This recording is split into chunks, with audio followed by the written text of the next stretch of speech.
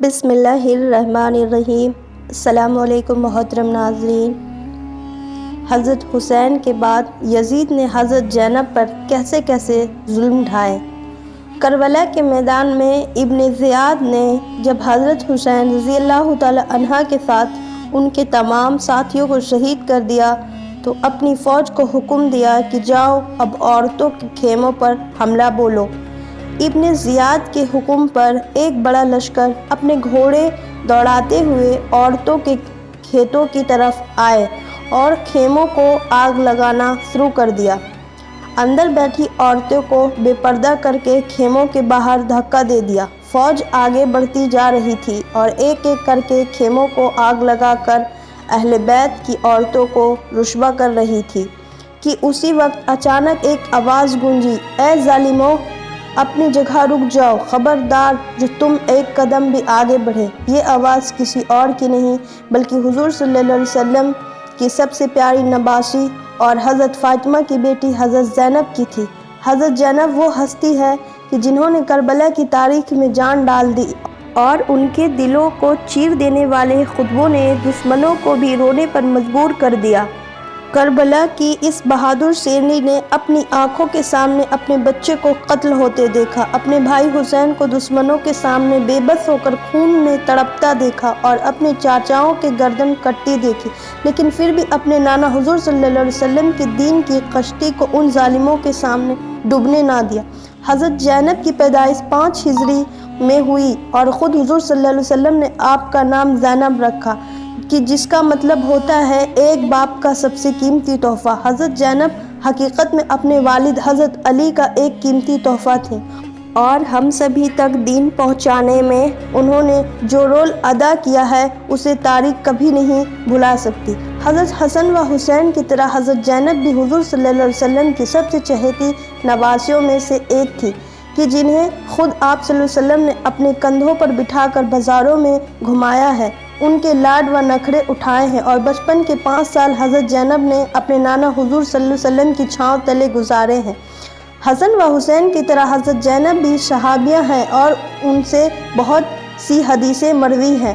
حضرت زینب نے ساری زندگی صرف غم و پریشانی ہی دیکھی ہے۔ ان کی زندگی میں اتنی زیادہ تکلیفیں آئی ہیں کہ ان کا نام ہی ام المصائب رکھ دیا گیا۔ عربی میں اس کا مطلب ہوتا ہے پریشانیوں کی ماں۔ سب سے پہلے آپ نے نانا حضور پاک صلی اللہ علیہ وسلم کی وفات کا ایک ایسا غم کہ جسے بڑے بڑے صحابہ اکرام بھی برداشت نہ کر سکے کہ جب حضرت زینب کو اپنے نانا کی وفات کی خبر ہوئی تو دل پر ایسی چوٹ لگی کہ اس کے بعد وہ اکثر خاموش ہی رہتی۔ ابھی اس واقعے کو 6 مہینے بھی نہیں گزرے تھے کہ اب کی امی حضرت فاطمہ بھی اس دنیا کو چھوڑ کر چلی گئیں۔ امی کی وفات کے بعد گھر کی ساری ذمہ داری حضرت زینب پر ہی آ گئی۔ کھانا بنانا، کپڑے دھونا، گھر کی صفائی کرنا، بھائی یا والد کے بیمار ہونے پر ساری رات جا کر ان کی خدمت کرنا، الگ رج حضرت زینب ان سبھی کاموں کو بڑی خوبی سے انجام دیا۔ امی کی وفات کا غم ابھی ٹھنڈا نہیں ہوا تھا کہ اچانک ایک اور مصیبت آ پڑی۔ ایک دن صبح حضرت زینب کے والد حضرت علی مسجد نماز پڑھانے گئے۔ تھوڑی دیر کے بعد اچانک باہر کچھ شور ہونے لگا۔ حضرت زینب پہلے تو سمجھ نہ پائی کہ آخر یہ کیا ہو رہا ہے، لیکن کچھ دیر کے بعد جب لوگوں نے آ کر گھر کا دروازہ کھٹکھٹایا تو حضرت زینب گھبرا کر دروازے کے پاس گئیں اور جب دروازہ کھولا تو ہوش ہی اڑ گئے۔ سامنے والد حضرت علی جو ابھی کچھ دیر پہلے فجر کی نماز پڑھانے گئے تھے، ان کا زخمی جسم کچھ لوگ اپنے کاندھوں کے سہارے گھر کے دروازے پر لیے کھڑے تھے۔ ابن ملزم نے ایک تلوار میں زہر لگا کر حضرت علی پر نماز کے دوران اتنے وار کیے تھے کہ انہیں شمار کرنا بھی مشکل تھا۔ والد کی ایسی حالت دیکھ حضرت زینب کا دل تڑپ اٹھا۔ امی کے وفات کا غم ابھی ٹھنڈا نہیں ہوا تھا اور اب والد بھی اس معصوم لڑکی کو چھوڑ کر جا رہے تھے۔ حضرت علی رضی اللہ تعالی عنہ اپنے اوپر ہونے والے حملے کے بعد صرف 2 دنوں تک زندہ رہے۔ ان 2 دنوں میں حضرت زینب کبھی تو مصلی پر بیٹھ کر اللہ سے فریاد کرتی اور اپنے والد حضرت علی کی شفا کے لیے اللہ کی بارگاہ میں جھولی پھیلا کر دعائیں مانگتی اور کبھی جلدی سے دوڑ کر اپنے والد کے پاس آتی اور انہیں اپنے ہاتھوں سے روٹی اور کھانا کھلانے کی کوشش کرتی۔ باپ کے درد کو ایک لڑکی ہی محسوس کر سکتی ہے۔ دوستو وہ کیا منظر ہوتا ہوگا کہ جب حضرت علی زخموں سے چور ہو کر بستر پر تڑپتے ہوں گے اور گھر میں موجود ان کی سی یہ پیاری سی بچی بی بی زینب دوڑ دوڑ کر اپنے والد کی خدمت کرتی ہوگی اور دل ہی دل اللہ سے فریاد کر رہی ہوگی کہ اے اللہ میرے بابا کو صحیح کر دو، میرا ایک ہی تو سہارا ہے، کیا وہ بھی آپ مجھ سے چھین لیں گے؟ لیکن قدرت تو کچھ اور ہی منظور تھا اور دنیا کو دکھانا تھا کہ اے لوگوں یہ اہل بیت ہے، میں جس سے سب سے زیادہ محبت کرتا ہوں اسے دنیا میں سب سے زیادہ تکلیفیں دیتا ہوں، اس لیے ابھی 2 دن بھی نہ گزرے کہ والد حضرت علی نے بھی بیٹی زینب کی آنکھوں کے سامنے دم توڑ دیا اور یہ معصوم بیٹی اندر ہی اندر آنسوؤں میں گھونٹ پی کر رہ گئی۔ اب حضرت زینب کے پاس صرف اپنے بھائی ہی تھے کہ جنہیں دیکھ کر وہ اپنے دل کو دلاسا دیتی تھی کہ اے زینب پریشان نہ ہو، تمہارے ماں باپ نہیں تو کیا ہوا، اللہ نے تمہیں سچی محبت کرنے والے بھائی دیے ہیں، وہی تمہارے لیے کافی ہے۔ لیکن شاید اس معصوم بہن کو نہیں پتا تھا کہ ابھی زمانہ ایک اور کربٹ بدلے گا اور یہ ظالم دنیا اس بہن سے اس کے بھائیوں کو بھی چھین لے گی۔ وقت گزرتا گیا، آخر ایک وہ دن آ ہی گیا جس رات حضرت حسن رضی اللہ تعالی عنہ کو زہر دیا گیا۔ اس رات حضرت زینب مصلی پر بیٹھی عبادت کر رہی تھی اور ان کے بھائی حضرت حسن دن بھر کے تھکے آرام فرما رہے تھے کہ تبھی اچانک رات میں حضرت حسن رضی اللہ تعالی عنہ کی آنکھ کھلی تو بہن زینب کو آواز دے کر بلایا۔ بھائی کی آواز سن کر بہن زینب نے جلدی سے نماز کا سلام پھیرا اور دوڑتی ہوئی اپنے بھائی حضرت حسن کے پاس آ پہنچی تو حضرت حسن نے بہن زینب کو اپنے پاس بٹھاتے ہوئے کہا کہ اے میری پیاری بہن، آج میں تمہیں کچھ بتانا چاہتا ہوں، بہت غور سے سننا۔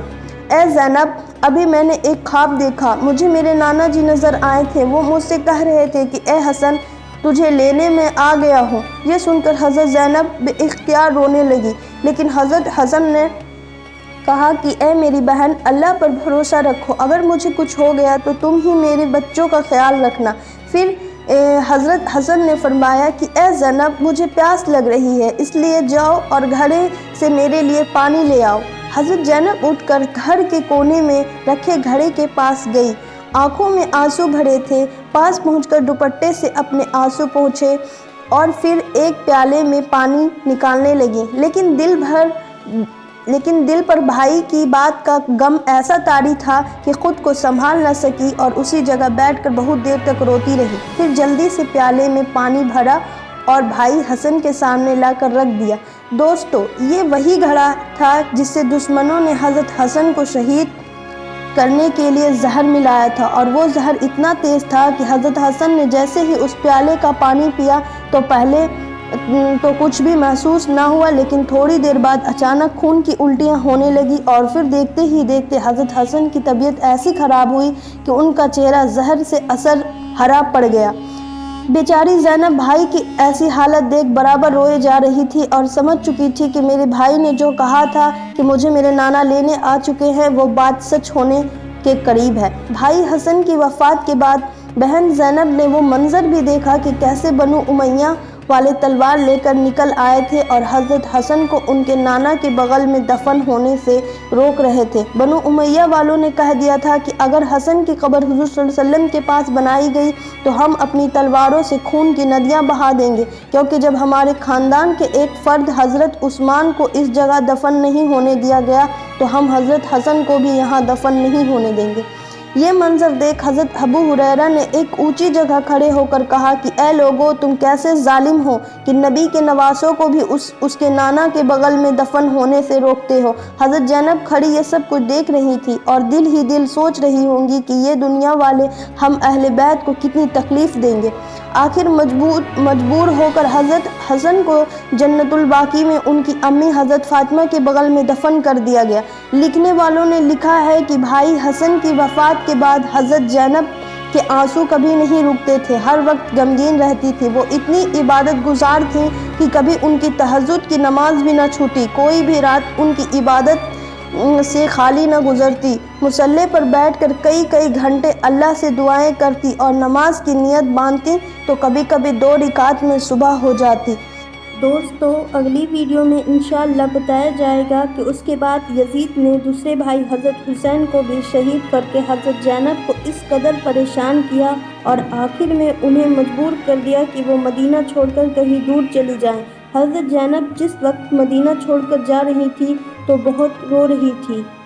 دوستو، ایسے ہی سچے واقعہ کو جاننے کے لیے ہمارے چینل کو سبسکرائب کریں اور انتظار کریں اگلی ویڈیو کا، انشاءاللہ جلدی لائیں۔